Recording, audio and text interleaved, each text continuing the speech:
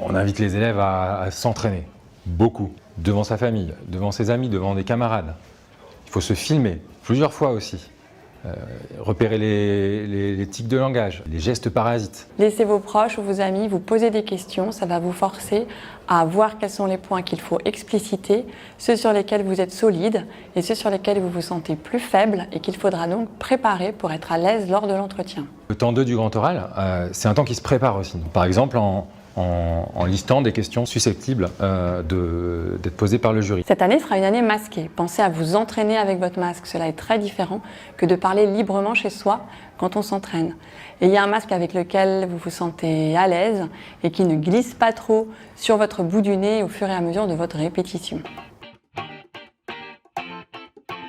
La veille, pensez à préparer votre convocation, votre pièce d'identité, une bouteille d'eau pour le temps de préparation et bien évidemment la liste de vos 2 questions problématisées ainsi que la liste des parties du programme non traitées qui aura été signée par votre enseignant de spécialité. Pensez à sa tenue, ça ne s'improvise pas. Avoir un dress code qui vous permette à la fois d'être à l'aise mais respectueux.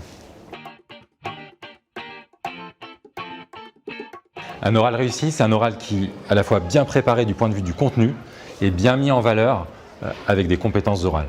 L'oral commence dès l'entrée dans la salle. Pensez à bien dire bonjour à votre jury, puis à le regarder tout au long de votre grand oral.